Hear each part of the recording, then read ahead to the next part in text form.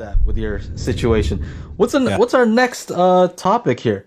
You have one, Chana, right? That's right. I got my PlayStation 5 back finally.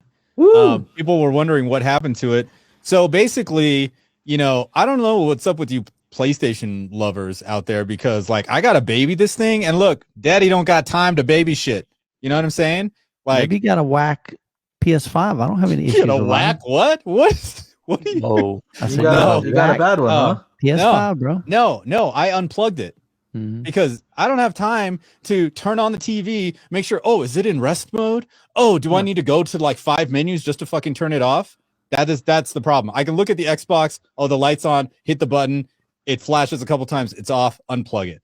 So that's what happened. I unplugged my PlayStation because it was in rest mode. So who knows? God knows what it was. It was probably ordering porn or pizzas. Who knows what the PlayStation was doing? And then I plugged it in to test it with my Vizio OLED. And what happens? Nothing. The shit just wouldn't turn on. I tried safe mode, nothing at all. So user error. Okay. So no, it's the stupid shit just needs to turn off when I tell it to turn off. User error, man. Isn't unplugging what you're supposed to do with the with that Vizio anyway? You have to unplug the Vizio and then no. So I got it back. So Sony was it took them 3 weeks. So I think they tried to fix it for a couple of weeks and was just like, screw this noise. And then just gave me a new one. Because there was this little scratch on the back. Because, I move things around. Like I got like 7 TVs in here. I got to test the stupid console with all these TVs. So, there's a couple scratches by the HDMI port. And there weren't on this one. So I'm like, I think I got a new one. So it's working now. Although when I first plugged it into the Vizio and went to try to go 4K 120 hertz HDR, it's all green. That's what my video was about today. So anyway, they opened that thing up and found like a bunch of weed smoke and who knows, and snacks and crumbs. Snacks and crumbs. It fell in the little some popcorn crumbs, caramel popcorn. They're like, this is what Chana was doing.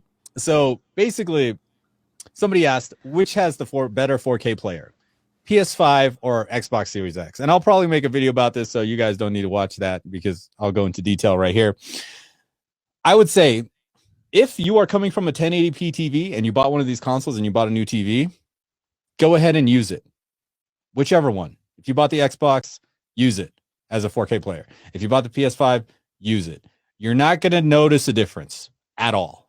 You are not, unless it's side by side, you're not going to notice a difference. And if you're going to, you're probably not going to have both of them. So it's not going to matter. However, if you have 4K already, if you had an Xbox One X, if you had a PS4 Pro, and you know what 4K is and all that kind of stuff, let's not pussyfoot around the situation. Get a fucking dedicated player and call it a motherfucking day. That's it. Panasonic UB420 is on sale for $200. You buy one of those things and you're done. You got better picture, you got better audio. You don't have, like, the Xbox still does that thing where it's Dolby Atmos on everything. That's not good.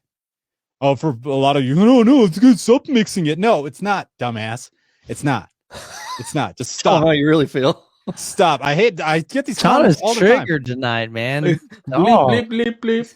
So there's no amount of. So bottom line is, which one would I use? I would use neither.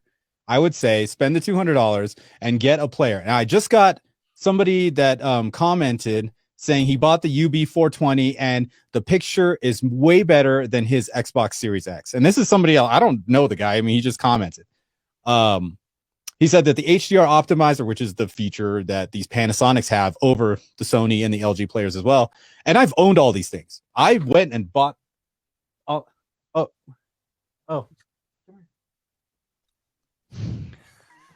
He's so random. Donna giving him. I was like, what? The door opened. That's funny. So Fancy needed to make a. Here's your parents. Fancy, don't let me down. Okay, so question for you, Chana.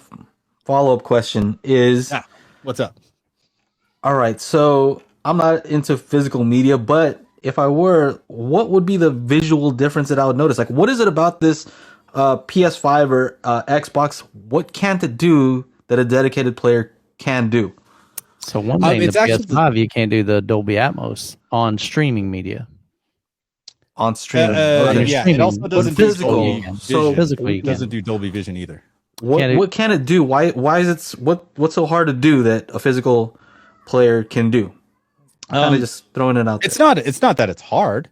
It's just that I'm getting some weird audio cutouts. It's not that it's hard. Okay. First thing is, let's talk about the audio. The Xbox has Dolby Atmos on all the time, which is not good. If you're watching anything that was 5.1 or whatever,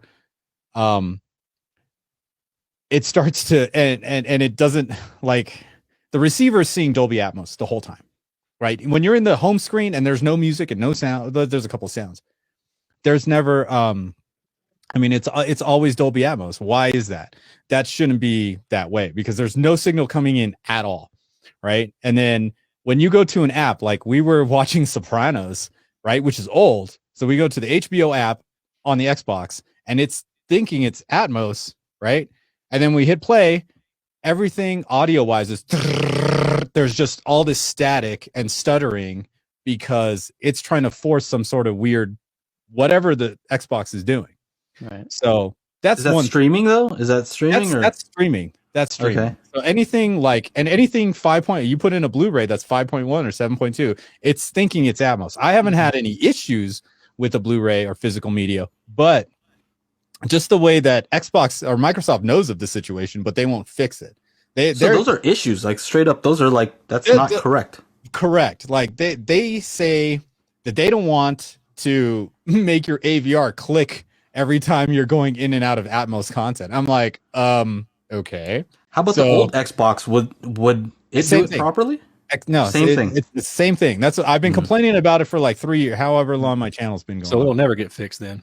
I don't think they'll ever fix that. So there's that.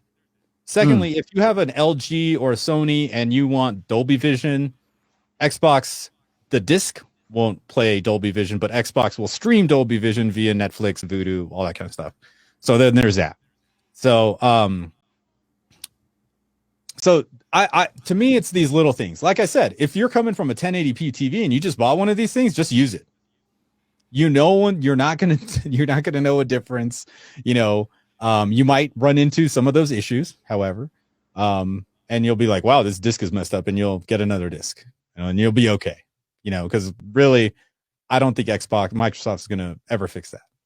That's so weird though, because if you have an AVR, they don't want it clicking over. It's like, yeah, these people know what to expect, right?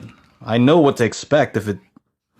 I want to hear that click because I know exactly. Reading it properly, I know it's happening right. Exactly. What?